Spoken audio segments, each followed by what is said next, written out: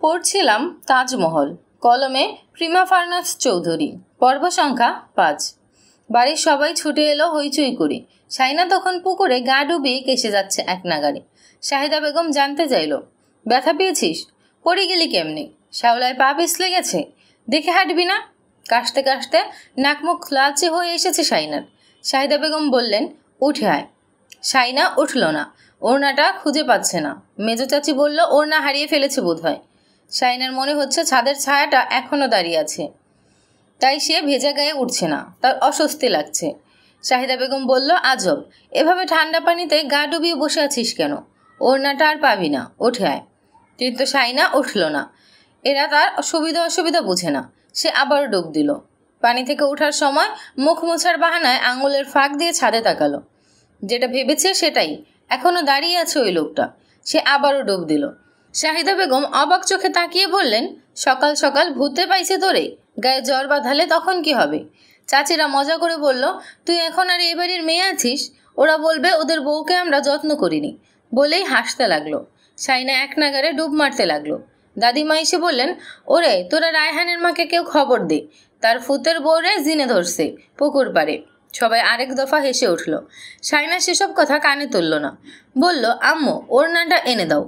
ওরে তোরা রায়হানের মাকে কেউ খবর দে, তার ফুতের বউকে জিনে ধরছে পুকুর পাড়ে। সবাই আরেক দফা হেসে উঠল।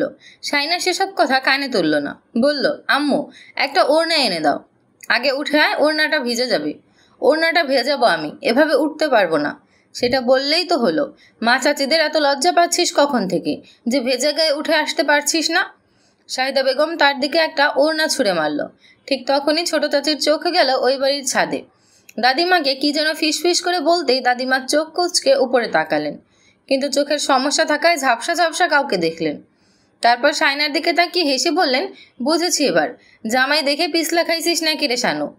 শাইনা চোখ বড় বড় করে তাকালো। চট করে ছাদে তাকাতেই দেখলো ছায়াটা সরে গেছে।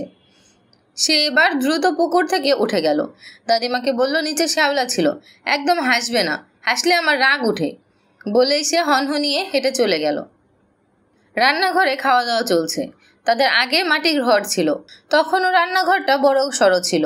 সবাই রান্নাঘরে বসে একসাথে খেত। এখনও সবাই একসাথে বসে খায়। তাদের পুরনো ডাইনিং টেবিল বসানো হয়েছে রান্নাঘরে। সবাই সেখানে বসে খাওয়া দাওয়া করে। সবাই বসতে না পারলে বাকিরা নিচে বসে খায়। শাইনা গিয়ে দেখলো টেবিলে আর বসার জায়গা নেই। সে দাদির পাশে গিয়ে বসলো মাদুরের উপর। দাদিমা নিমকি ভেঙে গোস্তের ঝোল দিয়ে খাচ্ছেন। শাইনাকে বলল, খাবি? শাইনা বিস্কিটের বয়াম থেকে নোনতা বিস্কিট নিয়ে কামড় বসিয়ে বলল, না। ভাবি চা দাও। তার ভাবির নাম সাবরিনা। শাইনা চাখোর, ঠোঁট পুড়ে যাওয়ার মতো গরম চা খায় সে। সাবরিনা তার সামনে চায়ের মগটা রাখলো। শাইনা চা খায় মগে করি। তার মগটা তার জন্য তোলা থাকে সব সময়। শাহিদা বেগম বলল, তোর বান্ধবীদের বিয়েতে দাওয়াত করিস। বলবি তাড়াহুড়ো করে আকদের অনুষ্ঠান হয়ে গিয়েছিল। শাইনা বিয়ে সংক্রান্ত কোনো ব্যাপারে কথা বলবে না ঠিক করেছে। আফসার সাহেব এসে মেয়ের পাশে বসলেন। শাইনাকে কিছু বলতে যাবে তার আগেই সে নাস্তা আর চায়ের মগ নিয়ে উঠে গেল সেখান থেকে। সবাই হকচকিয়ে গেল দৃশ্যটা দেখে। শাইনা পিছু ফিরল না, সোজা নিজের ঘরে গিয়ে দরজা আটকে দিল। টেবিলের উপর মগটা রেখে পরনের ওড়না চোখে চেপে ধরে রাখলো কিছুক্ষণ। বিকেলের দিকে কলতান নিবাস থেকে কয়েকজন এলো। শাইনা তখনও ঘুম। শাহিদা বেগম তাকে ডেকে তুললেন, ওঠ, তোর খালা শাশুড়ি ফুপু শাশুড়িরা এসেছে। শাইনা ঘুম থেকে উঠল। কিছুক্ষণ চুপচাপ বসে রইল। গায়ের আলসেমি ঝেড়ে চোখে মুখে পানি দিয়ে তোয়ালে নিয়ে মুখ মুছতে যাবে তখনই তারা ঘরে ঢুকে এলো। শাহিদা বেগম ইশারা করলেন সালাম দিতে। শাইনা সালাম দিল। শাহিদা বেগম চোখ রাঙিয়ে বললেন, পা ছুঁয়ে সালাম করতে। শাইনা চুপ করে দাঁড়িয়ে রইল। রওশনারা বললেন, না খালি থাকা ভালো না, তাই এটা পরো আপাতত। বলেই শাইনার দিকে একটা নাকফুল বাড়িয়ে দিল। এটা ডায়মন্ডের, স্বর্ণেরটা একেবারে বিয়ের দিন পরিয়ে দেব, বানাতে দিয়েছি, গহনার সাথে একত্রে আসবে। শাহিদা বেগম বলল, এটা বলতে হয় ওর জন্য বানাননি ভাবি? না, এটা তাসনুবার জন্য বানিয়েছিলাম। এত তাড়াহুড়ার মধ্যে সব কিছু হয়ে গেল, তাই আমার আর কিছু করার ছিল না। শাইনার নাকে এমনিতেও একটা পাথরের ছোট নাকফুল ছিল, সেটা খুলে ডায়মন্ড নোজপিনটা পরিয়ে দিল রওশনারা। শাহিদা বেগমের ইশারায় শাইনা রান্নাঘরে চলে গেল। পাঁচ হয়ে সালাম করেনি বলে তিনি খেপে গিয়ে বললেন, নতুন বউ পাঁচ হয়ে সালাম করেনি, এটা এখন গোটা পাড়াই হবে। বেয়াদব বউ তকমা পাবি তুই। তুই চিনিস না ওই বাড়ির মেয়েদের? শাইনা চুপচাপ চায়ের কাপে চা ঢালতে লাগলো। তারপর ট্রেতে নাস্তা সাজিয়ে নিয়ে এলো। ঠিক তখনই তিতলি এলো। শাইনার দিকে তাকিয়ে হাসলো। তারপর রওশনার দিকে ফোনের বক্সটা বাড়িয়ে দিয়ে বলল, ভাইয়া সিম সহ সেট করে দিয়েছে। শাইনা ট্রেটি টেবিলে রাখলো। রওশনারা তার দিকে বক্সটা বাড়িয়ে দিয়ে বলল, তোমার ফোন কি সেট যেন? তিতলি বলল, Samsung Galaxy S24 ultra 5G। Shaina ফোনটার দিকে তাকিয়ে বলল, কিন্তু আমার ফোন তো আছে বড় আম্মু। তাও রাখো, তাজদার সিমও দিয়েছে ওখানে। তিতলি বক্সটা খুলে ফোনটা বের করলো। বলল, চার্জ দিতে হবে না এখন আর, তুমি এখন থেকে ইউজ করতে পারবে। বড় ফুপু শাশুড়ি তাহেরা খাতুন বলল, নে লাখ টাকার ফোন, একটা জামাই পেয়েছিস তুই ভাগ্য করে। ছোট ফুপু শাশুড়ি খালা শাশুড়িরা হাসি ঠাট্টার ছলে এক একটা কথা শুনিয়ে দিল। শাইনা বেজায় রেগে গেল। ফোন দিয়ে এসব কথা শোনানোর মানে কি? সে ক্লাস 9 থেকে ফোন চালাচ্ছে, ইতোমধ্যে 2টো ফোন ব্যবহার করে ফেলেছে। এমনভাবে বলছে যেন সে কোনোদিন ফোন দেখেনি। সে তিতলিকে বলল, ফোনটা পরে নেব, এখন আপাতত আমারটা চালাই। রওশনার এবার খানিকটা ধমকের সুরে বকলেন, আমি নিতে বলেছি তো। শাইনা আর কিছু বলল না, ফোনটা নিল। তিতলি তাকে গোটা বক্সটাই দিল। সেখানে চার্জার, ইয়ারপিন সহ সব আছে। রওশনারা কিছুক্ষণ কথাবার্তা বলে চলে গেলেন সবাইকে নিয়ে। শাইনা ফোনটা অফ করে আলমারিতে রেখে দিল। আপার এসে বলল, ও মা, তোর জামাই ফোন দিয়েছে, আমাদের দেখাবি না কেন? তোমরা ফোন দেখোনি কোনো দিন? শর্মিলা বলল, তোর সাথে তো দেখছি কোনো কথাই বলা যাবে না। শাইনা চুপচাপ চলে গেল সেখান থেকে। মাগরিবের পর ঘরে বসে ফোনটা হাতে নিয়ে ফেসবুকে ঢুকলো। ওই পোস্টটা বেশ রিচ পেয়েছে। নিচে এখনও কমেন্ট আসছে, সবাই তাকে বিয়ে না করার জন্য বলছে। সে কখন ওই বাড়িতে সম্মান পাবে না। আবার অনেকে আপডেট জানতে চেয়েছে। সে কমেন্টগুলো পড়ল। মানসিক যন্ত্রণা শুরু হলো কমেন্টগুলো পড়ার পর। মনে হলো আম্মা আব্বা তাকে জোর করে গলায় ফাঁসি দড়ি বেঁধে দিয়েছে। সে পোস্টটা ডিলিট করে দিল, যদিও ইতোমধ্যে পোস্টটা অনেক পেজেও ভাইরাল হয়ে গেছে। নিচে শাইনা নামটাও দিয়ে দিছে, বেয়াদব ইতর সবগুলো। হঠাৎ তিতলি এসে বলল, শাইনা ফোন বন্ধ করে রেখেছ? শাইনা চমকে তাকালো, বলল, এখন ওটা চালাবো না, তাই রেখে দিয়েছি। কেন চালাবে না? ওটা চালাও, এটা রেখে দাও, নইলে দুটোই চালাও। আমি তোমার ফোনে ট্রাই করেছিলাম, দেখলাম কল ঢুকছে না। শাইনা বলল, আচ্ছা খুলছি। ওকে। তিতলি চলে গেল। শাইনা ফোনটা বের করে আপাদের কাছে দিয়ে এলো। বলল, দেখো। মেজো আপা ফোনটা হাতে নিল। বলল, আমাদের দেখিয়ে কী লাভ, তুই খুশি হলেই হলো।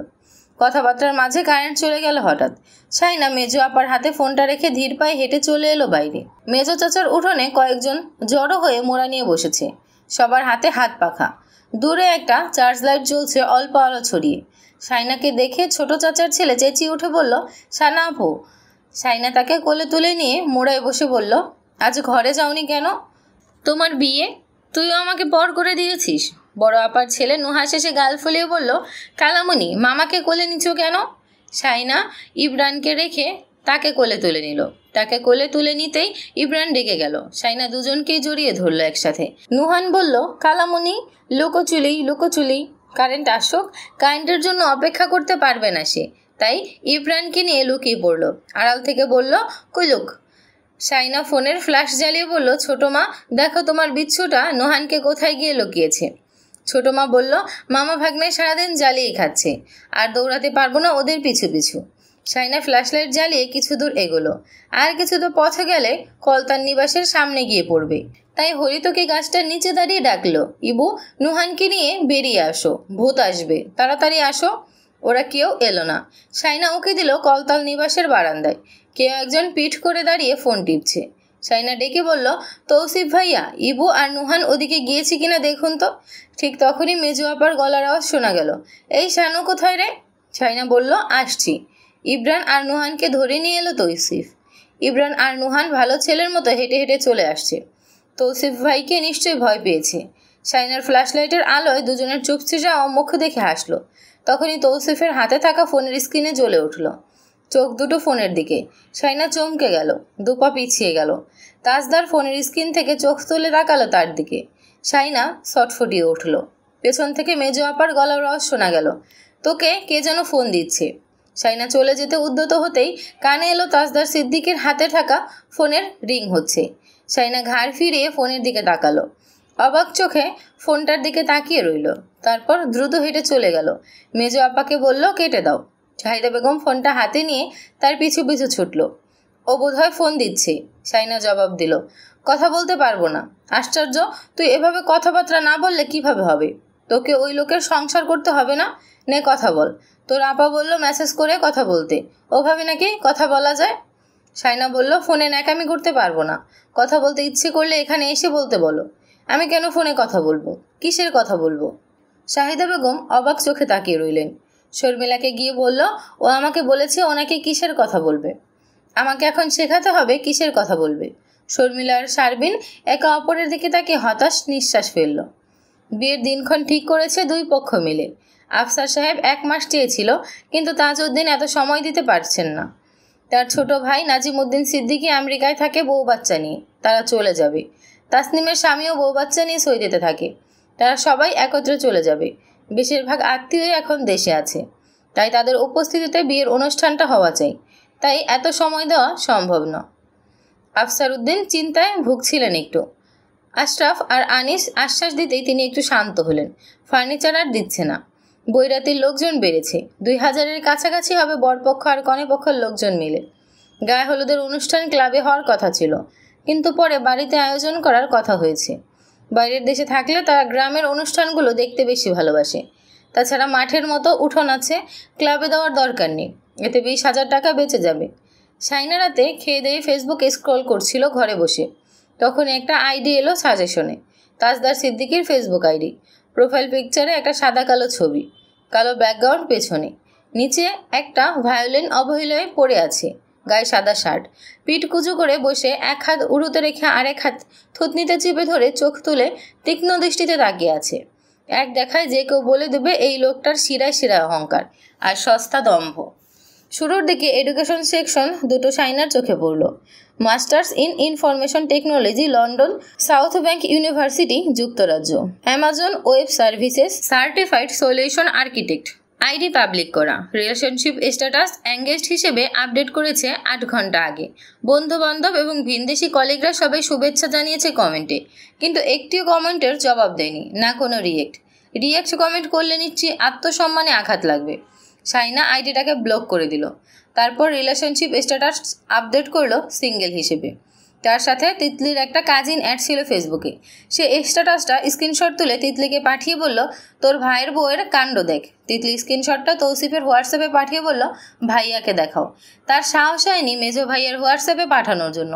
তৌসিফ স্ক্রিনশটটা দেখা মাত্রই সাথে সাথে তাজদার সিদ্দিকীর হোয়াটসঅ্যাপে পাঠালো, লিখল, আমাদের ভাবি পিওর সিঙ্গেল। নোট: তাজউদ্দিন ভিলার পরিবর্তন করে গল্পের সুবিধার্থে কোলতান নিবাস দেওয়া হয়েছে।